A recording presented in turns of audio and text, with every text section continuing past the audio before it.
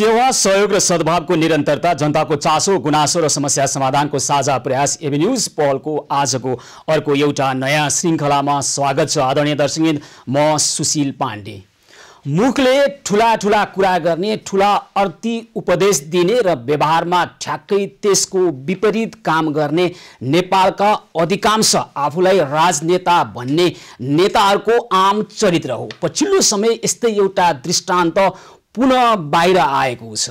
दशैंको मुखैमा सांसदहरूले लिएको दशैं भत्ताका सम्बन्धमा, दशैं खर्चका सम्बन्धमा ठुलो एक खालको विरोध भइसकेपछि धमाधम सांसदज्यूहरूले दशैं भत्ता फिर्ता गरे।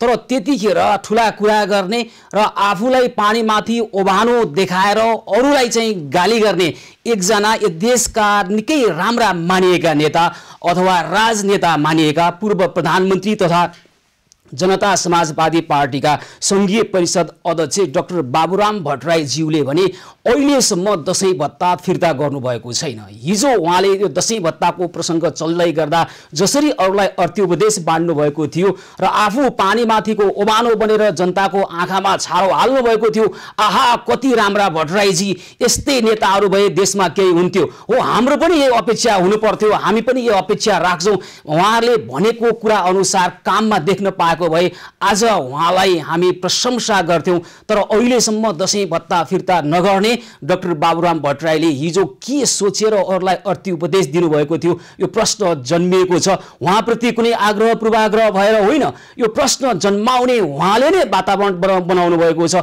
आखिर किन डाक्टर बाबुराम भट्टराईलाई हामी सोध्छौं दशैं भत्ताका सम्बन्धमा हिजो तपाईले गर्नुभएको ट्विट आज पनि हाम्रो मानसपटलमा ताजै छ। यहाँले जे जस्तो अर्थी उपदेश दिनुभएको थियो त्यो अर्थी उपदेश आफैले पहिला कार्यान्वयन गरेर देखाउनु भएको भए हुन्थ्यो नि त डाक्टर भट्टराई। यहाँहरू जस्ता नेताले काम कुरो एकातिर कुम्नु बोकी ठिमीतिर भने जस्तो ठुला ठुला अर्थीका कुरा गर्ने, ठुला ठुला गफ हाँक्ने, डिङ हाँक्ने, तर व्यवहार ठ्याक्कै उल्टो देख्न पाउँदा हाम्रा दर्शकहरू निकै निराश छन्। तपाईहरुबाट हाम्रो त अपेक्षा थियो, तपाईहरुबाट आशावादी हुने थिए हाम्रा दर्शकहरू। यदि तपाईहरुले भने जस्तो काम व्यवहारमा देखाइदिएको भए आखिर के गरिरहनु भएको छ तपाईहरु यतिखेर?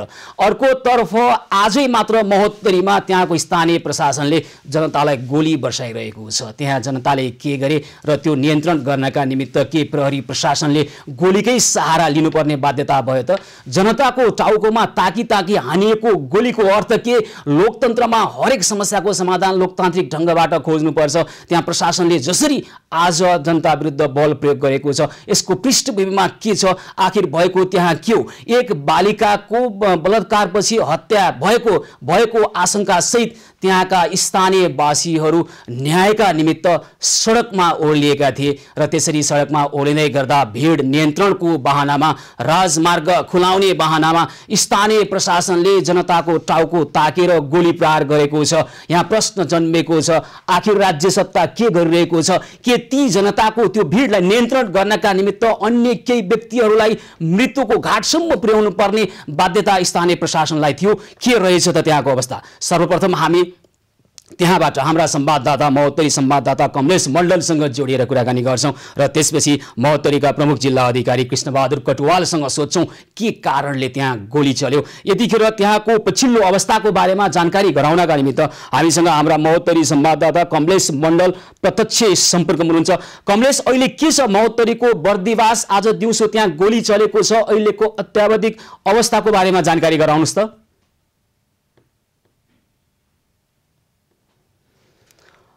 हामी महोत्तरी संवाददाता कमलेश मण्डलसँग जोडेर कुराकानी गर्ने। बर्दिवास 14 शुभम बस्तीबाट बेपत्ता भएकी 6 वर्षीय बालिकाको बलात्कारपछि हत्या भएको विरोध प्रदर्शनमा उत्रिएका प्रदर्शनकारी माथि आज दिउँसो राजमार्ग पाउने गोली प्रहार गर्दा 3 जना घाइते भएका छन्। घाइते मध्ये सञ्जय नौपाने र प्रकाश कार्कीलाई हेलिकप्टरद्वारा काठमाडौँ लगिएको छ। ग्रान्डी हस्पिटलमा भइरहेको छन्। सञ्जयलाई तिग्रामा र प्रकाश श्याम कार्कीलाई घाँटीमा छरा लागेका छन् भने अल्ताफ आलमलाई टाउकोमा छरा लागेको छ। उसको उपचार बर्दिवासमा नै गइरहेको छन्। स्थानीय प्रशासनले दिउँसो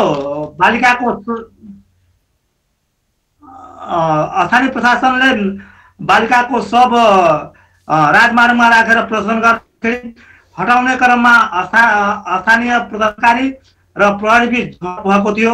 झडप क्रममा तितर पार्नका लागि प्रहरीले 50 राउन्ड गोली पनि हवाई फायर पनि गरेको थियो र त्यसै क्रममा गोली प्रहार हुँदाखेरि 3 जना घाइते भएका थिए र सुरक्षाकर्मी तर्फ पनि 15 जना घाइते भएको छ। कमलेश, त्यहाँको मलाई अलिकता त्यहाँको वातावरण भन्नुहोस् त, कस्तो वातावरण थियो? अब एकजना 6 वर्षीय बालिकाको सम्भावित बलात्कारपछि हत्या भएको घटनामा न्याय पाउनका निमित्त, न्याय दिलाउनका निमित्त स्थानीयहरू जसरी स्वस्फूर्त रूपमा त्यहाँ प्रदर्शनमा उत्रिए, त्यस पछाडि प्रहरीले जसरी गोली प्रहार गरेको अवस्था छ, के त्यहाँ प्रदर्शनकारीहरूले ठुलै क्षति गर्ने सम्भावना थियो र त्यो रोक्नका निमित्त प्रशासनबाट बल प्रयोग भएको हो अथवा प्रशासनबाट अनावश्यक बल प्रयोग भएर त्यहाँ थप 3 जना व्यक्तिको ज्यान जाने जोखिममा अहिले उनीहरू उपचारका क्रममा हुनुहुन्छ? अब एकजनाको ज्यान गइसकेको अपराधको विरुद्धमा उत्रिएका जनतामाथि गोली बर्साउने खालको वातावरण थियो या थिएन? त्यहाँको स्थिति भन्नुहोस् त। मोहतरीका प्रमुख जिल्ला अधिकारी कृष्ण बहादुर कटवाल सहित सुरक्षाकर्मीका टोली र प्रदर्शनकारी बीच वार्ता भइरहेकै क्रममा प्रदर्शनकारीहरूले बालिकाको शव दिउँसो राजमार्गमा राखेर प्रदर्शन गर्दाखेरि त्यहाँ झडप भएको हो। झडप र स्थितिलाई नियन्त्रणमा लिनको लागि प्रहरीले आँसु ग्यास प्रहार गर्यो। त्यसपछि पनि प्रदर्शनकारीले कड़ा रूपमै आन्दोलन गर्न थालेपछि त्यहाँ गोली चलाइयो। खोडा रूप भने के प्रदर्शनकारीको तर्फबाट प्रहरीमाथि ढुङ्गामुढा भएको भन्ने खबर आएको छ हैन? प्रहरी प्रशासनले बल प्रयोग गर्ने भनेको एउटा शर्त, त्यहाँका प्रदर्शनकारीहरूले, आन्दोलनकारीहरूले थप क्षति हुने सम्भावना र त्यो क्षतिलाई न्यूनीकरण गर्नको लागि प्रहरीले बल प्रयोग गरे हो कि अनावश्यक बल प्रयोग भएको स्थिति हो? यो हामी जान्न चाहिरहेका छौँ, हाम्रा दर्शकहरू यो जान्न इच्छुक छन्। के हो कुरा? त्यहाँ बर्दिवासमा मोहतरीका प्रमुख जिल्ला अधिकारी कृष्ण बहादुर कटवालको सहित सम्मिलित सुरक्षा निकायका टोली र त्यहाँका स्थानीय भर बलात्वी उद्योग वाणिज्य संघका पदाधिकारी, राजनीतिक कर्मीहरूको बैठकले यसलाई कसरी नियन्त्रण गर्ने, यसलाई कुन तरिकाबाट लग्ने भन्ने कुरो भइरहेको अवस्थामा जो स्वतःस्फूर्त जुन प्रदर्शनकारीहरू छन् त्यो राजमार्ग जाम गरियो, बीपी राजमार्ग जाम गरियो, महेन्द्र राजमार्ग जाम गरियो अनि सहयोग संख्यामा यात्रुहरू अल्पत्र परेको अवस्थामा थियो र यात्रुहरूलाई गन्तव्य स्थानमा पुर्याउनको लागि स्थानीय प्रशासनले बल प्रयोग गर्यो र सबलाई नियन्त्रणमा लिएर पोस्टमार्टमको लागि जोरेश्वर पठाउने क्रम थियो। त्यसै क्रममा त्यहाँ गोली प्रहार पनि भयो र गोली प्रहार हुँदाखेरि 3 जना घाइते भएको छ र कमलेश, गोली प्रहार नगरिकनै राजमार्ग खुलाउन सक्ने परिस्थिति थियो कि थिएन? हामी पनि भनिरहेका छौँ तपाईहरू न्यायका निमित्त आन्दोलन गर्दै गर्दा अरू सयौं र हजारौं निर्दोष व्यक्तिहरू राजमार्ग बन्द गर्दै गर्दा उहाँहरूलाई जसरी प्रभाव पर्छ, जसरी उहाँहरू प्रभावित हुनुभएको छ त्यसतर्फ पनि विचार गरौँ। तपाईँ हामी सबै न्यायका निमित्त आवाज उठाउँदै गर्दा निर्दोषहरूलाई अन्यायमा पार्ने, एक मिनेट पनि अन्यायमा पार्ने अवस्थाको सिर्जना नगरौँ र यसरी राजमार्ग बन्द पारियो, ठप्प गरियो र यो खुलाउनको निमित्त के गोली हान्नुपर्ने परिस्थिति थियो कमलेश? त्यसबाहेक अन्य उपायबाट प्रशासनले अन्य विभिन्न उपाय लगाएर खुलाउन सक्ने स्थिति थिएन? स्थानीय प्रशासनले विभिन्न उपायहरू पनि अपनाएको थियो र त्यहाँका नागरिक समाज र बुद्धिजीवीहरूले पनि विभिन्न उपायहरू अपनाएका थिए। तर भिडहरू स्वतः स्फूर्तमा बढ्न थालेपछि त्यहाँ स्थिति अनियन्त्रित हुन पुगेको थियो र अहिले त्यहाँ खालको सहमति भयो भन्ने कुरो छ हैन? पीडित पक्ष र अनि स्थानीय प्रशासन बीच अनि पीडक दोषीलाई चाहिँ अहिले कारबाहीको दायरामा ल्याउनको निमित्त अथवा दोषी भनिएको छ, अभियुक्त छ, उसको घरमा पनि आगजनी भएको स्थिति छ। मृतक परिवारलाई राहतको लागि सिफारिस गर्ने, दोषीलाई हत्यसम्मको कारबाही गर्ने सहमति भएको छन् र आगजनी गर्नेमाथि पनि कारबाही गर्ने भनेर स्थानीय प्रशासनबाट प्रतिबद्धता आएपछि राजमार्ग खुलाइएको छ। हुन्छ, हामी यो बारेमा हामी कमलेश एकैछिन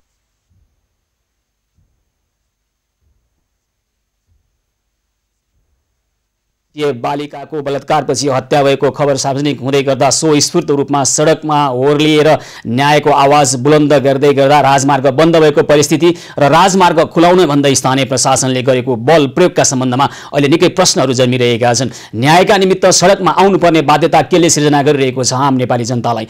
र नेपाल कानुनी राज्य भएको मुलुक हो र एउटा अपराधीलाई कानुनी दायरामा कानुनी कठघरामा उभ्याउनका निमित्त राजमार्गमा ओर्लिरहनु पर्ने अवस्था त थिएन। तैपनि जनताहरू यतिखेर सरकारी संयन्त्रप्रति जसरी अविश्वास गरिरहेका छन् र स्थानीय प्रशासनले जनता विरुद्धमा जसरी बल प्रयोग गरेको छ यसको बारेमा विभिन्न खालका टीका टिप्पणी र प्रश्नहरू जन्मिरहेका छन्। यी प्रश्न हामी राख्नेछौँ महोत्तरीका प्रमुख जिल्ला अधिकारी कृष्णबहादुर कटुवालसँग। उहाँ हाम्रो सम्पर्कमा आउनुभएको छ। हजुर कृष्णबहादुरजी नमस्कार, कार्यक्रममा स्वागत छ यहाँलाई। नमस्कार, धन्यवाद। र आज महोत्तरीमा जसरी त्यो एउटा घटना 6 वर्षीय बालिकाको सम्भावित बलात्कार पछि हत्या हैन हत्या प्रकरणपछि स्थानीयवासीहरू जसरी स्वस्फूर्त रूपमा सडकमा आउनुभयो र राजमार्ग खुलाउने नाममा स्थानीय प्रशासनले गोली प्रहार गरेको 3 जना घाइते भएको र उनीहरूको नै ज्यान जोखिममा रहेको परिस्थिति केले गर्दा यस्तो भयो त्यहाँ कृष्णजी? हैन, अब यस्तो भएको त्यस्तो प्रवेश चार्ज गरे भन्दा पनि त्यहाँ लास चाहिँ तपाईँको पोस्टमार्टम गर्न लानुपर्ने। हजुर। केही व्यक्तिले अवरोध गर्नुभयो र त्यो लास चाहिँ तपाईँको ट्राफिक प्रहरी बिटमा राखेको थियो। पछि बिटमै चाहिँ त्यहाँ चाहिँ एउटा चाहिँ तपाईँको त्यो बढिरहेको टायर फालियो भन्ने कुरा मलाई प्रहरीले सूत्रले भनेको छ होइन। थाहा फाल्दाखेरि अनि त्यो त्यहाँ हवाई फायर गर्दाखेरि उसिटिएको भन्ने जानकारी आएको छ। हामी सब बुझ्ने काम हामी गर्दैछौँ। हजुर। स्थितिलाई सामान्य गर्नलाई गरिएको काम हो भन्ने खालको कुरा आएको छ। होइन, विविध खालका कुराहरू आएको छन् कृष्णबहादुरजी। एउटै व्यक्तिलाई 4वटा गोली लागेको अवस्था आएको छ। स्थानीय प्रशासनले अनावश्यक रूपमा बल प्रयोग गर्यो भन्ने कुराहरू पनि आइरहेको छ। त्यतिखेर नै तपाईँ सहित त्यहाँ वार्ताको क्रममा हुनुहुन्थ्यो। तपाईँ परिस्थितिलाई सामान्यकरण गर्नका निमित्त समस्या समाधानको लागि तपाईँ वार्तामा हुनुहुन्थ्यो भन्ने खबर आइरहेको छ। यसै बीचमा बाहिर गोली चलेको छ। अब कसको दोष कसको त? त्यहाँ थप क्षति न्यूनीकरण गर्नको लागि प्रहरीले लिएको कठोर कदम भनेर बुझ्ने कि अनावश्यक बल प्रयोग गरेर परिस्थितिलाई झन् उत्तेजित बनायो प्रहरीले, जनतामाथि गोली हान्यो भन्ने कसरी बुझ्ने? होइन, त्यो उत्तेजित भएन। त्यसपछि तपाईँ हवाई फायर गर्दा मान्छे भित्र भयो। त्यही क्रममा चाहिँ हामीले लास्टलाई चाहिँ त्यो अरू जो आन्दोलन गरेर आउनु भएको थियो उहाँले लिएर सडकमा जान खोज्नु भएको थियो। त्यही क्रममा चाहिँ लास्ट हामीले रेस्क्यु गरेर हामीले पोस्टमार्टमलाई पठाउन सक्यौँ र त्यहाँबाट हुने त्योभन्दा बढी क्षति हुनेबाट चाहिँ जोगिएको स्थिति हो। त्यहाँ तपाईँले आएर फिल्डमा आएर पनि हेर्न सक्नुहुन्छ होइन। मैले बुझेअनुसार मलाई जानकारी प्राप्त भएअनुसार चाहिँ त्यहाँ त्यति हवाई फायर नभएको भएदेखि त्यो अवस्था थिएन र हवाई फायरबाट चाहिँ गोली चुसिलेर लागेको हो भन्ने खालको कुरा छ। एकजना व्यक्तिलाई अलिक बढी भएको हो र 2 जना व्यक्ति जो 3 जना कुरा गर्नुभएको छ भने त्यसमध्येको 2 जना चाहिँ छर्रा लागेको देखिन्छ होइन, छर्रा परेको। र त्यसमध्ये पनि एकजनालाई त सामान्य अवस्थामा उहाँलाई कहीँ पनि लगिएको छैन, त्यहाँ अवस्था हुनुहुन्छ अरे। 2 जना व्यक्तिलाई चाहिँ हामीले रेस्क्यु गरेर अब पठाइसकेका छौँ। अब तपाईँले भन्नुभयो सबलाई रेस्क्यु, मृतक सब भइसकेको ती बालिकाको सबलाई रेस्क्यु गर्नुपर्ने आवश्यकता के थियो? त्यो त उहाँहरूले आन्दोलनको क्रममा प्रदर्शनमा राख्नुभएको कुरा थियो। एउटै व्यक्तिलाई 4वटा गोली लागेको छ कटुवालजी होइन। अनि यो अवस्थालाई तपाईँ छन् थप क्षतिबाट जोगिए के क्षति हुनेवाला थियो? के हतियार बोकेर आएका थिए प्रदर्शनकारीहरू? न्यायका निमित्त आवाज बुलन्द गरेर टायरसम्म बालेको देख्न सकिन्छ। त्यसबाहेक अन्य के भएको थियो? यसो कुरा कि जस्तो हामीले अपराधी जो अभियुक्त छ उसलाई पक्रेर जिम्मा लगाइसकेको अवस्था थियो त्यहाँ होइन। त्यसैले अब जो अनुसन्धान हुने क्रममा छ उसले स्वीकारिसकेको अवस्था छ भनेदेखि त्यहाँ वास्तवमा त्यस्तो प्रदर्शन गर्नुपर्ने अवस्था पनि थिएन। यो कस्तो हुन्छ भने मास मुभमेन्ट भयो, मान्छे सेन्टिमेन्ट भयो जस्तो लाग्छ कि त्यो 6 वर्षीय बालिका अत्यन्त दुर्भाग्यपूर्ण तरिकाले उसको मृत्युवरण गर्नु पर्यो। यसको लागि हामी पनि दुखित छौँ होइन। तर अब त्यसको नाममा तपाईँको कानुनलाई हाप्ने दिँदाखेरि चाहिँ के थप त्यहाँ चाहिँ आगजनी हुने, बाटो अवरुद्ध हुने त्यो अवस्थाहरूको बारेमा सिडो साहब हामीले त्यो भनिरहेका छौँ। आफ्नो अधिकारको प्रयोग गर्दा अरूको अधिकारबाट वञ्चित नगरौँ। त्यहाँ राजमार्ग त्यसरी बन्द गर्दै गर्दा हजारौं निर्दोष नागरिकहरू प्रभावित भएका थिए। त्यसबाट सोचौँ भनिरहेका छौँ प्रदर्शनकारीलाई। तर यति भन्दै गर्दा पनि हेर्नुहोस् त धेरै ठाउँमा यस्ता हत्या बलात्कार पछि स्वस्फूर्त रूपमा मानिसहरू प्रदर्शनमा उत्रिने र त्यसमा प्रहरीले झन् बलजफ्ती गर्दा त्यसले अर्कै खालको सन्देश जाने काम भइरहेको छ। तपाईँहरूको पनि उद्देश्य, तपाईँले भन्नुभयो तपाईँहरूको पनि उद्देश्य सही नै हो होइन त, अपराधीलाई कठघरामा उभ्याउने र प्रदर्शनकारीको पनि उद्देश्य त्यही नै हो, उद्देश्य एउटै छ। तर हेर्नुहोस् त यो खालको अर्को खालको अवस्था सिर्जना भयो अहिले त। हेर्नुहोस् त होइन, तपाईँहरूले बुझाइमा कस्तो फरक पर्यो होइन। तपाईँको आज बिहान 3 बजेदेखि प्रहरी घटनास्थलमा छ र त्यो लास बरामद भएर अनि त्यसको चाहिँ सबै त्यो मुसुका भइसकेको अवस्था र प्रहरी रातभरि सुतेको छैन र त्यो अपराधीलाई पक्रिने काम राति नै भएको छ आज होइन ठिक छ यसमा प्रहरी तरफ प्रश्न होइन प्रहरी तरफ प्रश्न चाहिँ अनावश्यक बल प्रयोग गर्यो गोली किन यति धेरै गोली हानियो 50 राउन्डभन्दा बढी गोली हानिएको छ एउटालाई 4वटा गोली लागेको छ आवश्यक थियो त भन्ने मात्रै अन्तिम प्रश्न तारा गोली लागेको भनेको त्यो तथ्यमा जानुपर्छ अनुसन्धान देखाउने कुरा हो भोलि थप पुष्टि हुने कुरा हो होइन अब त्यहाँ चाहिँ अब प्रहरीको भनाइअनुसार त्यहाँको जो फिल्डमा भएको अफसरको भनाइअनुसार चाहिँ उत्तेजित भिड आयो भिडले चाहिँ के भन्छ त्यो होइन प्रहरीको भनाइ त हामीले पनि सुन्यौँ सिडो साहब यसो गरौँ अपराधीलाई कानुनी कठघरामा ल्याउने प्रयत्न पनि गरौँ र त्यहाँ त्यसपछि प्रदर्शनकारीमाथि भएको बल प्रयोगमा त्यहाँ सम्भावित दोषीलाई पनि कानुनी कारबाहीमा ल्याउनु पर्ने अवस्था छ एकदम हामी त्यसमा छौँ अब हामी अनुसन्धान गर्दैछौँ कसको कमजोरी भयो के भयो भन्ने कुरा बुझ्दैछौँ तर त्यहाँको चाहिँ अहिलेसम्म प्रारम्भिक अनुसार चाहिँ उत्तेजित भिडले चाहिँ त्यो के भन्छ अलिकति त्यो टायर फालेर प्रहरीमाथि दुइटै एट्याक गर्ने स्थिति आएर हामीले हवाई फायर गरेको भन्ने खालको कुरा आएको छ हामी थप बुझ्ने क्रममा छौँ थप त्यस्तो रहेछ हाम्रो कमजोरी रहेछ भने त्यसलाई कारवाही गरेपछि हामी छौँ है हुन्छ कृष्णजी अब यहाँलाई हामी यो विषयलाई चाहिँ छाड्ने छैनौँ फलोअप पछि पनि गर्नेछौँ र तपाईँले दिनुभएको शाब्दिक प्रतिबद्धता व्यवहारमा आओस् यहाँलाई धन्यवाद हस् धेरै धेरै धन्यवाद छ महोत्तरीका प्रमुख जिल्ला अधिकारी कृष्णबहादुर कटुवाल यतिखेर हामीसँग कुराकानी गर्दै हुनुहुन्थ्यो महोत्तरीको बर्दिवासमा एक 6 वर्षीय बालिकाको बलात्कारपछि भएको हत्या प्रकरणपछि स्थानीयवासीले स्वस्फूर्त रूपमा गरेको आन्दोलन न्यायका निमित्त आवाज बुलन्द गर्दै गर्दा प्रहरीबाट गोली प्रहार भएर 3 जना व्यक्ति गम्भीर घाइते भएको परिस्थिति र प्रहरीले न्यायका निमित्त आवाज उठाउने ती निर्दोष नागरिकहरूलाई किन गोली हान्यो हाम्रो प्रश्न यो र हामी भनिरहेका छौँ सडकमा यसरी प्रदर्शनमा उत्रिँदै गर्दा तपाईँले गरेको प्रदर्शनले निर्दोष नागरिकलाई पनि असर गरिरहेको हुन्छ त्यसमा पनि ध्यान दिन सक्नुभयो भने तपाईले न्यायका निमित्त आवाज बुलन्द गर्दै सबैको ऐक्यबद्धता हुन सक्छ त्यतातर्फ पनि ध्यान दिनु आवश्यक छ र सरकारी संयन्त्रप्रति अविश्वास हुँदै न्यायका निमित्त पनि अहिले सडकमै ओर्लिनु पर्ने गोली थाप्नु बाध्य हुनुपर्ने छाती खोलेर गोली थाप्न बाध्य हुनुपर्ने नागरिकको स्थिति के हो यसमा पनि थुप्रै प्रश्नहरू छन् यसलाई पनि विश्लेषण गर्नुपर्ने अवस्था छ र हामी यो विषयलाई थप हामी फलोअप गर्नेछौँ छोड्ने छैनौँ र यो विषयलाई टुङ्ग्याएरै छाड्नेछौँ दर्शक हामी छौँ सेवा सहयोग र सद्भावको निरन्तरता जनताको चासो गुनासो र समस्या समाधानको साझा प्रयास एभेन्यूज पहलको आजको एउटा नयाँ प्रस्तुति निरन्तर जारी रहनेछ हामीसँगै रहनुहोला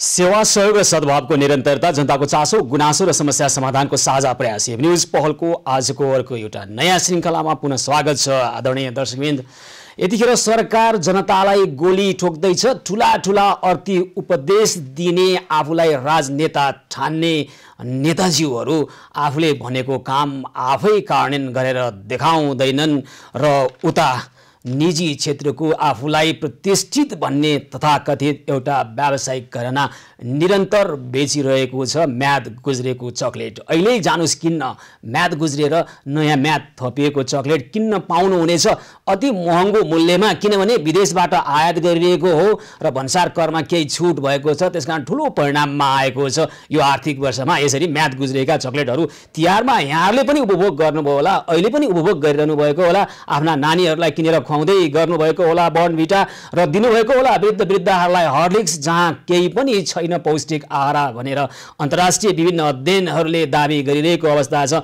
नेपालमा ठुला ठुला विज्ञापन गरेर बेचिँदैछन् म्याद गुज्रेका बर्नभिटा र हर्लिक्स चकलेट र थुप्रै खाद्य पदार्थहरू विष समानकै खाद्य पदार्थ नेपाली जनता खाइरहेका छन् बेला बेलामा सरकारले हानेको गोली पनि थापिरहेका छन् र नेताहरू ठुला ठुला कुरा गर्छन् व्यवहारमा लाज लाग्छ व्यवहारमा गर्छन् अर्कै काम भन्न पनि लाज लाग्छ कतिपय परिस्थितिमा र जनता ठगेर म्याद गुज्रेको चकलेट विष समान चकलेट बेचेर अरबौं कुम्ल्याउनेहरू भेटिन्छन् जुवाको खालमा आज हामी देखाउँछौँ दर्शकवृन्दहरूलाई विशाल ग्रुपको श्रृङ्खला नम्बर 7 हेरौँ विशाल ग्रुपको अनियमितता श्रृङ्खला नम्बर 7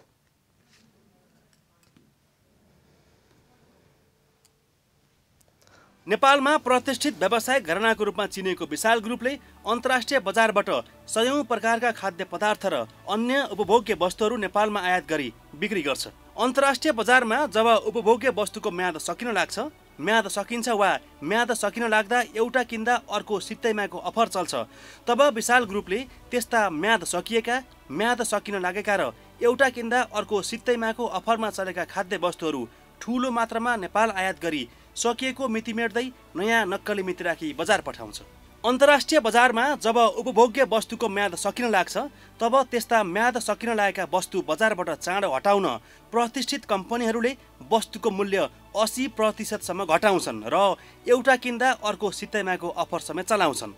उदाहरणको लागि मानौँ उपभोग्य म्याद सकिन लागेको 100 रुपैयाँ पर्ने चकलेट उत्पादक कम्पनी र कम्पनीको डिस्ट्रिब्युटर्सले 80% डिस्काउन्ट दिएर खरिदकर्तालाई 20 रुपैयाँमा बिक्री गर्छ। अर्थात् ठुलो मात्रामा खाद्यान्न आयात गर्ने सङ्गठनले उपभोग्य म्याद सकिन लागेको 100 रुपैयाँ पर्ने सामान 20 रुपैयाँको दरले किन्छ र कुनै म्याद नाग्न लागेका वस्तु एउटा किन्दा अर्को सित्तैमा पाउँछ। नेपाल भित्रै आउँछ अनि धमाधम उपभोग्य मिति सकिन लागेको र उपभोग्य मिति सकिएको वस्तुमा नयाँ नक्कली मिति हाली महँगो मूल्यमा बजार पठाउँछ। हो, यसैको एउटा पछिल्लो उदाहरण हो विशाल ग्रुप। विशाल ग्रुपले म्याद सकिएका खाद्य वस्तुमा नयाँ नक्कली मिति राखी आफ्ना आयान डिस्ट्रिब्युटर्स र अमेजन डिस्ट्रिब्युटर्स मार्फत उपभोग्य म्याद सकिएका सामानहरूमा सकिएको मिति मेटेर नयाँ नक्कली मिति राखी बजार पठाउँदै गर्दा गत असोज 15 गते रङ्गेहात पक्राउ परेको थियो। अशोक कुमार अग्रवाल प्रबन्ध निर्देशक रहेको विशाल ग्रुपले अन्तर्राष्ट्रिय बजारमा उपभोग्य म्याद नाग्न लागेका र 20 बन्ने चरणमा पुगेका स्निकर्स, बर्नभिटा, ओरियो biscuit, Horlicks, Bunty chocolate, Britannia biscuit लगायतका यावत वस्तुहरू सस्तो मूल्यमा नेपाल भित्र्याउँदै नयाँ नक्कली मिति राखी बजार पठाएर कुहिएका खाद्य पदार्थ बिक्री गरी विशाल ग्रुपले उपभोक्ताबाट अरब रुपियाँ असुलेको छ र नेपाली नागरिकको स्वास्थ्य ध्वस्त पारिरहेको छ। अन्तर्राष्ट्रिय बजारमा मिति सकिन लागेका, मिति सकिएका र कुहिएका खाद्य वस्तु नेपाल भित्र आएर नयाँ नक्कली मिति राख्दै बजार पठाएर कमाएको इजी मनी अकुत पैसा विशाल ग्रुपले कसरी जुवा खालमा उडाउँछ त्यो अझ चाख लाग्दछ। विशाल ग्रुपका प्रबन्ध निर्देशक समेत रहेका अशोक कुमार अग्रवाललाई 2077 साल जेठ 20 गते काठमाडौँको कमलादी स्थित गनगोर रिजेन्सी बुटिक होटलबाट जुवा खेल्दै गर्दा प्रहरीले रङ्गेहात पक्राउ गरेको थियो। सिङ्गो देश कोरोना लकडाउनको महामारीले पिल्सिएका ती कहाली लाग्दा दिनहरूमा कैयन नेपालीहरू खान नपाएर मर्दै गर्दा विशाल ग्रुप भने नेपालीलाई कुहिएका खाद्य पदार्थ बिक्री गरेर कमाएको अकुत पैसा उडाउन विशाल ग्रुपका प्रबन्ध निर्देशक अशोक कुमार अग्रवाल आफ्नो सवारी साधनको VIP पास बनाएर 2077 साल जेठ 20 गते काठमाडौँको कमलादी स्थित गनगोर रिजेन्सी बुटिक होटलमा जुवा तासमा मस्त थिए। प्रहरीले उनलाई 2077 साल जेठ 20 गते काठमाडौँको कमलादी स्थित गनगोर रिजेन्सी बुटिक होटलमा जुवा खेल्दै गर्दा रङ्गेहात पक्राउ गरेको थियो। उता विशाल ग्रुपका प्रबन्ध निर्देशक समेत रहेका अशोक कुमार अग्रवाललाई सरकारले गिनीको लागि अवैतनिक वाणिज्य दूत बनाएको छ। म्याद नागेका खाद्य वस्तुमा नयाँ नक्कली मिति हाल्दै बजारमा पठाएर सर्वसाधारणको स्वास्थ्य ध्वस्त पारी कमाएको पैसाले जुवा खालमा मोज मस्ती गर्ने अशोक कुमार अग्रवाल गिनीका अवैतनिक महावाणिज्य दूत रहेको खुलेपछि नेपालमा कार्यरत विभिन्न देशका वाणिज्य दूतहरूको भूमिकामाथि प्रश्न चिन्ह समेत खडा भएको थियो। त्यस्तै विशाल ग्रुपका प्रबन्ध निर्देशक अशोक कुमार अग्रवालको तत्कालीन अर्थमन्त्री युवराज खतिवडासँग निकट सम्बन्ध रहेको र विभिन्न वस्तुको आयातमा कर घटाउन व्यापक चलखेल गरेको समेत खुलेको थियो। तत्कालीन अर्थमन्त्री युवराज खतिवडासँग निकट भएकै कारण यस वर्षको बजेटमा विशाल ग्रुपका प्रबन्ध निर्देशक अशोक कुमार अग्रवालले अन्तर्राष्ट्रिय बजारबाट आयात हुने वस्तुको आयात करको दरमा तलमाथि गर्ने मौका समेत पाएका थिए। विशाल ग्रुपले सरकारलाई प्रलोभनमा पारी चकलेटको कारोबारमा करको दर घटाउने, सवारी साधनमा करको दर बढाउने जस्ता सूचना सरकारबाट पहिल्यै पाएर भन्सारबाट समेत अकुत लाभ लिएको छ। विश्व इतिहासले भन्छ जनता विरुद्ध हुने गरेका यस्ता विविध खालका अपराधको एक न एक दिन छिनोफानो हुनेछ र ढिलो चाँडो मात्रै हो। यसरी जनतालाई विष बेच्दै गर्दा अहिले पनि कानमा तेल हालेर बसिरहेका सरकारी संयन्त्र र हिजो उच्च राजनीतिक सम्बन्धका कारणले गर्दा अहिले पनि उन्मुक्ति पाइरहेको विशाल ग्रुप, मात्र विशाल ग्रुपको कुरा होइन, यस्ता जनता विरुद्ध अपराध गर्ने राजनीतिक आवरणमा भएका ठुला ठुला अर्थी उपदेश दिनेहरू अथवा सरकारमा बसेर जनता विरुद्ध काम गरिरहेकाहरू अथवा अहिले प्रतिष्ठित तथाकथित प्रतिष्ठित व्यावसायिक घरानाको आवरणमा जनता ठग्नेहरू, यी ठगहरूलाई, चोरका खन्तीहरूलाई, भ्रष्टाचारीका जन्तीहरूलाई नेपाली जनताले चिनिरहेका छन्। हिसाब किताब राख्दै गर्नुहोस्, विविध इतिहासमा आउनेछ एक दिन यस्ता जनता विरुद्धका राष्ट्र विरोधी यस्ता हरकत गर्ने कुत्सित मानसिकता भएकाहरूलाई इतिहासले दण्ड दिने नै छ। ढिलो चाँडै मात्र हो नेपाली जनताले हेर्न पाउनेछन्। र दर्शकवृन्द, यतिखेर देशकै सबैभन्दा पुरानो अस्पताल, नेपाली जनता अझै गरिब निमुखा जनताको आशाको केन्द्र वीर अस्पताल यतिखेर कर्मचारीहरूको आन्दोलनका कारणले गर्दा त्यहाँको सेवामा अवरुद्ध हुने अथवा प्रभावकारी सेवा दिन नसक्ने परिस्थितिमा पुगिरहेको छ। वीर अस्पतालमा अहिले त्यहाँका आन्दोलनरत कर्मचारीहरूले वीर अस्पतालका पदाधिकारीहरूलाई अस्पताल प्रवेशमा रोक लगाएका छन्। आखिर किन, के भइरहेको छ? देशको सबैभन्दा पुरानो अस्पताल, गरिब निमुखाहरूले उपचार गर्न धाउने अस्पतालभित्र के भइरहेको छ, यसबारेमा हामी बुझ्ने प्रयास गरिरहेका छौँ। वीर अस्पतालका निर्देशक डाक्टर केदार सेन्चुरी हामीसँग प्रत्यक्ष सम्पर्कमा हुनुहुन्छ। त्यसै गरी वीर अस्पतालमा त्यहाँका पदाधिकारीहरूलाई निश्चित गर्ने कर्मचारीहरू, आन्दोलनरत कर्मचारीका एकजना व्यक्तिसँग पनि हामी कुराकानी गर्छौँ, आन्दोलनकारीसँग पनि कुराकानी गर्छौँ। यतिखेर डाक्टर केदार सेन्चुरी हाम्रो प्रत्यक्ष सम्पर्कमा हुनुहुन्छ। हजुर डाक्टर सेन्चुरी, नमस्कार, कार्यक्रममा स्वागत छ यहाँलाई। हजुर डाक्टर सेन्चुरी, हजुर डाक्टर सेन्चुरी, मलाई सुनिरहनु भएको छ यहाँले? हेलो, नमस्कार। हजुर नमस्कार, कार्यक्रममा स्वागत छ। धन्यवाद। ल, के भएको हो? तपाईँ निर्देशक रहनु भएको वीर अस्पतालमा। हजुर, वीर अस्पतालमा अहिले त्यहाँका कर्मचारीहरूले विविध खालका माग राखेर तपाईँ लगायत है अस्पतालका निर्देशक, तपाईँ, न्याम्सका उपकुलपति, रेक्टर, सहायक रेक्टर लगायतलाई अस्पतालमा प्रवेश निषेध गरिएको छ। तपाईँ आफ्नै अस्पतालमा आफै जान पाइरहनु भएको छैन त्यहाँ काम गर्न। के कारणले यो परिस्थितिको सिर्जना भयो? राम्रो बुझिएको छैन। डाक्टर केदार सेन्चुरी, म अलि बिस्तारै सोध्छु है यहाँलाई। मेरो आवाज सुनिरहनु भएको छ? अलिकति क्लियर भएन के? ल, अब तपाईँको अस्पताल जहाँ तपाईँ निर्देशक भएर काम गरिरहनु भएको छ, तपाईँ आफ्नै अस्पताल जान नसक्ने परिस्थिति सिर्जना भयो होइन? के कारणले? अहिलेको अवस्था किन सिर्जना भयो भन्नुभएको? हजुर, अब यो अहिलेको अवस्था सिर्जना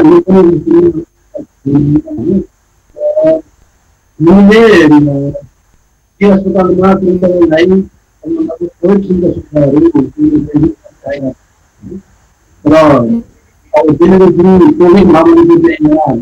डाक्टर सेन्चुरी, मैले यहाँको आवाज राम्रोसँग सुन्न सकिरहेको छैन। हाम्रा दर्शकहरूलाई पनि त्यही समस्या भइरहेको छ। हामी पुनः जोडिएर कुराकानी गर्ने प्रयास गर्छौँ। डाक्टर केदार सेन्चुरीजी, एकैछिन यहाँ केही प्राविधिक समस्या आइरहेको छ, हामी पुनः जोडिएर कुराकानी गर्छौँ। त्यसै गरी राष्ट्रिय स्वास्थ्य कर्मी सङ्घ नेपाल वीर अस्पतालका अध्यक्ष वैकुण्ठ लुइटेलसँग पनि हामी कुराकानी गर्छौँ। आखिर तपाईँहरूले जुन आन्दोलन गरिरहनु भएको छ, यसले वीर अस्पतालको सेवा प्रवाहलाई प्रभावकारी हुनबाट रोकेका कुराहरू आइरहेका छन् र तपाईँहरूले निषेधको जसरी आन्दोलन गर्नुभएको छ, त्यहाँका पदाधिकारीहरूलाई अस्पताल हाताभित्रै छिर्न नदिएर कस्तो खालको आन्दोलन गर्नुभएको हो? तपाईँहरूले आन्दोलनको लागि आन्दोलन गर्नुभएको हो कि समस्या समाधानका निमित्त आन्दोलन गर्नुभएको हो? हामी आन्दोलनमा रहेको राष्ट्रिय स्वास्थ्य कर्मी सङ्घ नेपाल वीर अस्पतालका अध्यक्ष वैकुण्ठ लुइटेलसँग पनि कुराकानी गर्छौँ। र दर्शकवृन्द, आज हामीसँग थुप्रै यस्ता खालका समस्याहरू छन्। मात्र समस्या होइन, समस्या समाधानका पहल पनि हामी लिएर आउनेछौँ।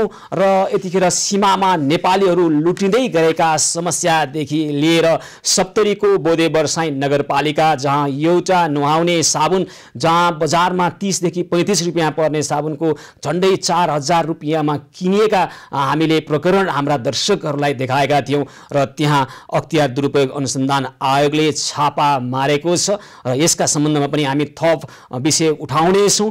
र दर्शकवृन्द, यतिखेर पनि हामी वीर अस्पताल, देशको पुरानो अस्पताल, निमुखा गरिबहरूले त्यहाँ गएर उपचार गर्ने आशा गर्ने अस्पताल, कर्मचारीहरूको आन्दोलनका कारणले गर्दा अहिले त्यहाँको सेवा प्रवाहमा अवरुद्धता हुन खोजिरहेको र अहिले त्यहाँका पदाधिकारीहरूलाई नै अस्पताल प्रवेशमा रोक लगाएपछि उत्पन्न परिस्थितिका बारेमा कुराकानी गर्दैछौँ। निर्देशक वीर अस्पतालका निर्देशक डाक्टर केदार सेन्चुरी प्रत्यक्ष सम्पर्कमा त हुनुहुन्छ, तर उहाँसँग राम्रोसँग कुराकानी हुन सकिरहेको छैन केही प्राविधिक सम्पर्कका कारणले।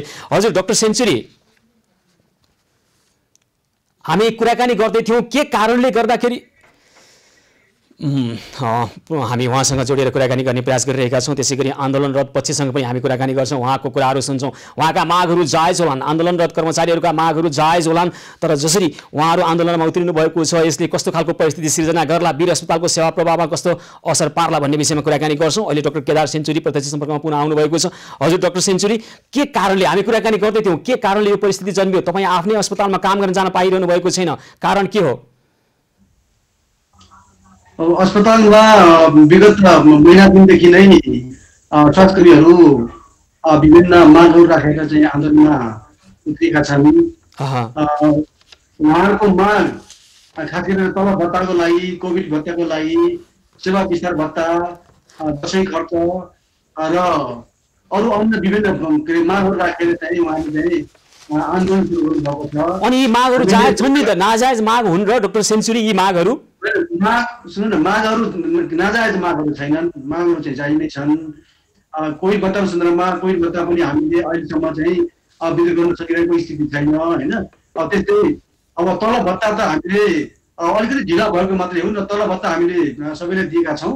अब त्यसले गर्दा तलब भत्ताको समस्या होइन र सेवा विस्तार भत्ता र औषधि खरिद खर्च भत्ताको सन्दर्भमा के छ भनेदेखि यो भत्ताहरू हामीले अस्पतालको सेवा दिए बापत जुन अब आम्दानी हुन्छ, आम्दानी त्यो आम्दानीबाट नै व्यवस्थापन गर्नुपर्ने भएको हुनाले र हाम्रो अस्पतालमा अब कोभिडको जुन प्रकोप भइसकेपछि, लकडाउन सुरु भइसकेपछि त्यसपछि अस्पतालको सेवामा अलिकति कमी आएको छ, बिरामीहरूको सङ्ख्यामा कमी आएकोले गर्दाखेरि हाम्रो जुन आम्दानी रेगुलर दैनिक आम्दानी थियो त्यसमा ज्यादै न्यून भएर चाहिँ आम्दानी चाहिँ भइरहेको अवस्था छ। जसले गर्दाखेरि अब चेतदेखि नै आम्दानी कम भएपछि हामीले अनि यो कुरा यहाँले आफ्ना कर्मचारीहरूलाई किन बुझाउन नसक्नु भएको त? तपाईँले पहिला पनि हामीले यो विषयमा कुराकानी गरेका थियौँ डाक्टर सेन्चुरी। हामीले पटक पटक उहाँलाई चाहिँ कुरा गरिरहेका छौँ, बुझाइरहेका छौँ, बुझाउन नसक्ने कुरा होइन। उहाँले चाहिँ अब बुझेर पनि तर हेर्नुहोस् त, झन्डै आधा दर्जन भन्दा बढी व्यावसायिक पेशागत सङ्घ सङ्गठनहरू अहिले आन्दोलनमा छन्। उहाँहरूले तपाईँले भने अनुसार के मागहरू पुरा हुँदै गर्दा पनि अनावश्यक रूपमा आन्दोलनमा उत्रेका हुन्, त्यसो हो भने? होइन, मागहरूको सन्दर्भमा पनि हामीले के भनेका छौँ भने तलब भत्ताको समस्या भएन। तलब भत्ताको लागि चाहिँ के छ भने हामीले अहिलेसम्म कसैलाई पनि तलब भत्ताबाट वञ्चित गराएको छैनौँ। हजुर। र कोभिड भत्ताको हकमा पनि हामीले चाहिँ दिने पहल गरिरहेका छौँ। मन्त्रालयबाट जति पैसा आएको छ त्यो चाहिँ व्यवस्थापन गरेर हामीले चाहिँ प्रायोरिटाइज गरेर जो चाहिँ कोभिडमा अप्रत्यक्ष रूपमा खटिनु भएको छ उहाँहरूलाई प्रायोरिटाइज गरेर हामीले चाहिँ कोभिड भत्ता बाँड्ने चाहिँ के अरे क्यालकुलेसन गरिरहेका छौँ। तर अलिकति ढिला हुनु गएको छ किनभने हामीसँग मैले यहाँको कुरा बुझेँ, हाम्रा दर्शकहरूले बुझ्नुभयो होला। यहाँहरूले प्रयास गर्दा गर्दै पनि यो खालको आन्दोलन किन भयो त? हामी राष्ट्रिय स्वास्थ्य कर्मी सङ्घ नेपाल वीर अस्पतालका अध्यक्ष बैकुण्ठ लुइटेलाई सोध्छौँ। बैकुण्ठजी, तपाईँहरूले वीर अस्पताललाई अहिले आन्दोलनको मैदान बनाउनु भएको छ। यो तपाईँहरूलाई त यो अस्पताल बन्द भए पनि केही फरक नपर्ला, तर आम नेपाली जनता, निमुखा गरिबहरूको अस्पताल हो यो। तपाईँहरूको आन्दोलन अहिले निषेधको राजनीतिमा प्रवेश भइरहेको छ। त्यहाँका पदाधिकारीहरूलाई तपाईँहरूले प्रवेश निषेध भन्नुभएको छ। कस्तो खालको आन्दोलन? समस्या समाधानको लागि आन्दोलन कि नयाँ नयाँ समस्या सिर्जना गर्ने आन्दोलन हो यो? हामीले आन्दोलन चाहिँ हाम्रो रहर होइन, हाम्रो बाध्यता नै हो। जो हामीले खाइपाई आएको तलब भत्ता सुविधाहरू थियो त्यो चाहिँ पूर्ण रूपमा हामीले नपाएपछि धेरै पर्खाइहरू पर्ख्यौँ हामीले। त्यसपछि चाहिँ हामीले बाध्य भएर बैकुण्ठजी, तपाईँ अहिले टेलिभिजन हेरिरहनु भएको थियो भने डाक्टर केदार सेन्चुरी हामीसँग प्रत्यक्ष जोडेर कुराकानी गरिरहनु भएको छ, जसलाई तपाईँहरूले अस्पतालमा निषेध गर्नु भएको छ। अहिले उहाँले भन्दै हुनुहुन्छ अस्पतालमा अहिले बिरामीहरू आउन कम भए, बिरामी आए अनुसार त्यहाँबाट आम्दानी हुने हो र त्यही अनुसार हामीले तलब भत्ता दिने गरेका थियौँ, दिइरहेका छौँ, सक्दो प्रयास गरिरहेका छौँ। कर्मचारीको मागहरू पुरा गर्ने प्रयास हुँदाहुँदै पनि कर्मचारीहरू अहिले यो हदसम्मको आन्दोलनमा उत्रिनु आवश्यक थिएन भनिरहनु भएको छ उहाँ।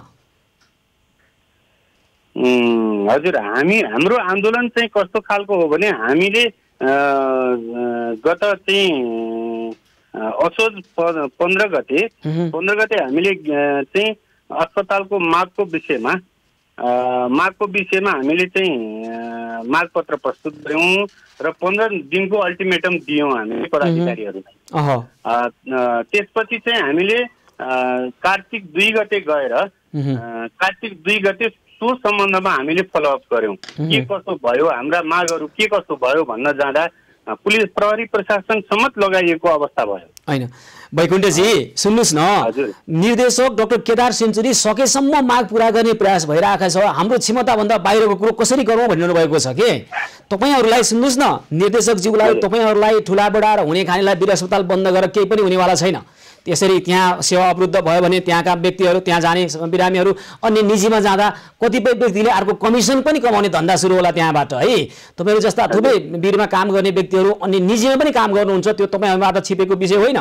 तर आम जनताको लागि आवश्यक अस्पताल हो यो। आम जनता र निमुखा जनताहरूको उपचार गर्ने थलो हो यो। यसलाई आन्दोलनको केन्द्र बनाउँदै गर्दा तपाईहरुले अलिकति विचार गर्नुस् त।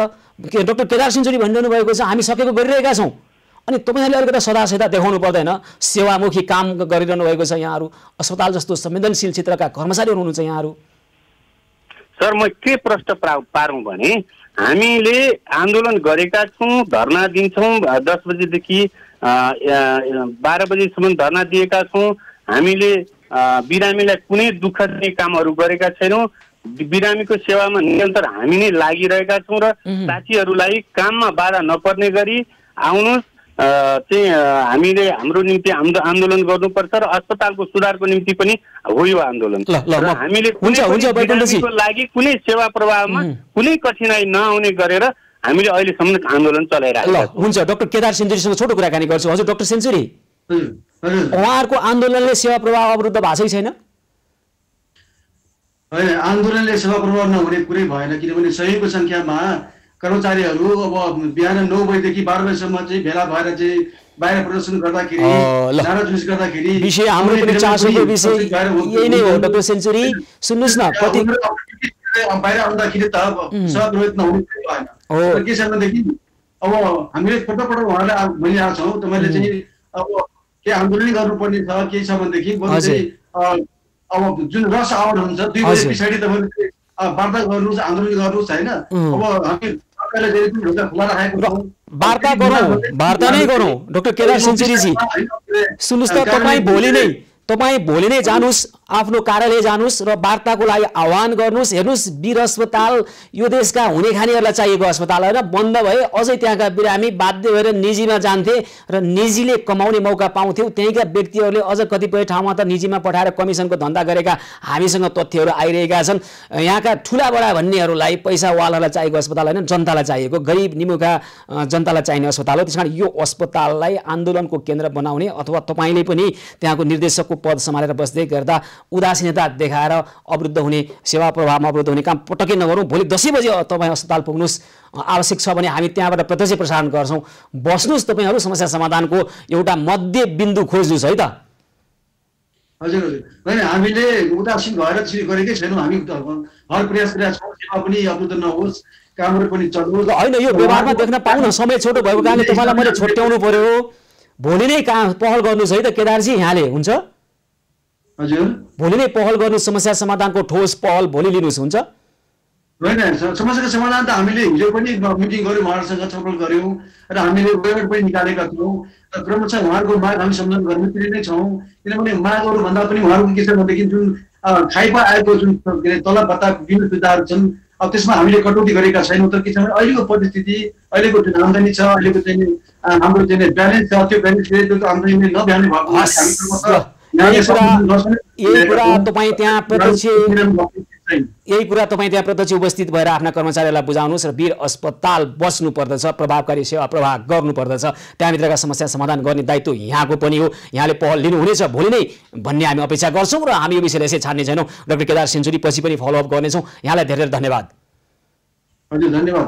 हस्, धेरै धन्यवाद छ। वीर अस्पतालका निर्देशक डाक्टर केदार सेन्चुरी यतिखेर हामीसँग कुराकानी गर्दै हुनुहुन्थ्यो र वीर अस्पताललाई धराशायी बनाउने खेलहरू भइरहेका छन्। निजी अस्पतालहरूलाई पोस्नका निमित्त त्यहाँ काम गर्नेहरू निजी अस्पतालमा काम गर्छन् धेरै जस्तो व्यक्तिहरू र त्यहाँबाट निजीमा बिरामी पठाएर कमिसन असुल्ने धन्दा पनि भइरहेको छ।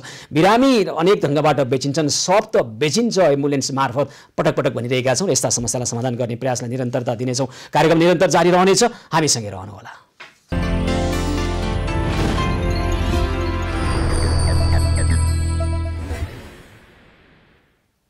जनताको घर दैलोमै पुगेर जनताको सेवा गर्न भनेर बनेको स्थानीय तहको सरकार, सबैभन्दा तल जनतासँग जोडिएको सरकार स्थानीय तह यतिखेर कोरोनाको नाममा लोकतन्त्रको अभ्यास गर्दै छैन, ब्रह्मलुड तन्त्रको अभ्यास गर्दैछ। हामी यसै भनिरहेका छैनौँ। धेरै ठाउँमा यस्ता समस्याहरू देखिएका छन्।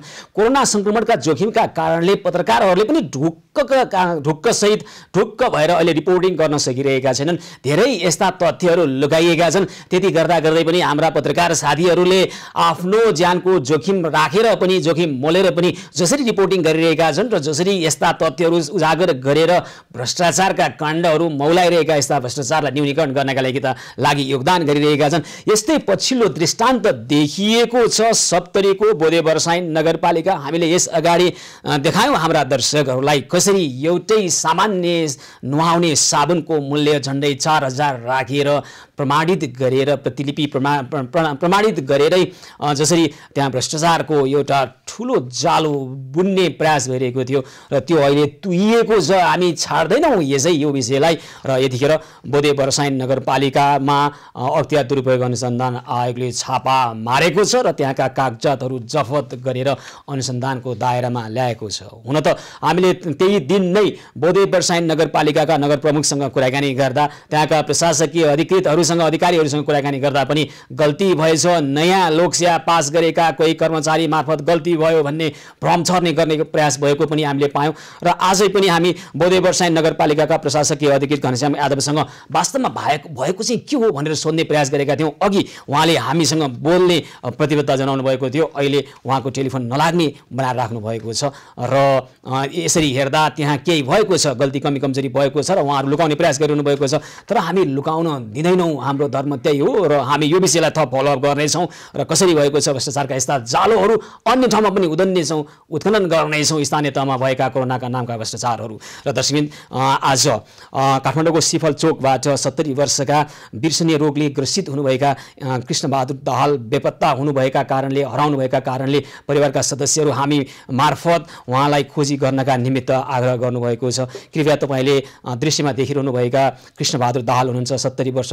उहाँलाई बिर्सने रोगले ग्रसित हुनुहुन्छ, उहाँ डिमेन्सिया रोगले ग्रसित हुनुहुन्छ र मङ्सिर 7 गते बिहान काठमाडौँको सिफल चोकमा देख्नुभएको थियो। त्यसपछि उहाँ बेपत्ता हुनुभएको छ। परिवारका सदस्यहरू खोजिरहनु भएको छ। तपाईँ हामी सबैलाई थाहा छ, परिवारका एकजना सदस्य यसरी बेपत्ता हुँदा परिवारका बाँकी सदस्यहरूलाई कस्तो हुन्छ। त्यस्तै समस्याबाट गुज्रिनुभएका राजेन्द्रजीले हामीलाई पटक पटक टेलिफोन गरेर खोजिदिनको लागि आग्रह गर्नुभएको छ। हाम्रा दर्शकहरू, तपाईँहरू कसैले दृश्यमा देखाइएका कृष्णबहादुर दाहाललाई कहीँ देख्नुभएको छ भने नजिकको प्रहरी कार्यालय अथवा राजेन्द्रजी, उहाँको पुत्र हुनुहुन्छ राजेन्द्रजी, 98 43 53 39 25 मा टेलिफोन गरेर तपाईँले यी हराएका वृद्धलाई खोज्ने प्रयासमा अलिकता मात्रै सहयोग गरिदिनु भयो भने पनि उहाँलाई हामीले फेला पार्न सक्छौँ। कृपया टेलिफोन नम्बर हो राजेन्द्रजीको 98 43 53 39 25। 70 वर्षका कृष्णबहादुर दाहाल बेपत्ता हुनुभएको छ। सिफल चोकबाट गत मङ्सिर 7 गते खोज्नको प्रयासका निमित्त हाम्रा सहयोगी हातहरू, सहयोगी मनहरू र आम दर्शकहरूले सहयोग गर्नुहुनेछ भन्ने अपेक्षा छ। र दर्शकबिन, आज हामीले उठाएका यी विषय र थप हामी फलोअप गर्नुपर्ने विषय छ। भोलि पनि यस्तै खालका समस्या लिएर आउनेछौँ। मात्र समस्या होइन, समस्या समाधानको पहलसहित आउनेछौँ। सेवा सहयोग र सद्भावको निरन्तरता, जनताको चासो गुनासो र समस्या समाधानको साझा प्रयास। एभिन्युज पहलको आजको कार्यक्रमको समय भने सकिएको छ। कार्यक्रमबाट म सुशील पाण्डे लगायत सम्पूर्ण टिमलाई बिदा दिनुहोस्। यहाँहरू भने खबरभित्रको खबर र एभिन्युज पहलका निमित्त हेर्दै गर्नुहोला एभिन्युज खबर। हस्त, नमस्कार।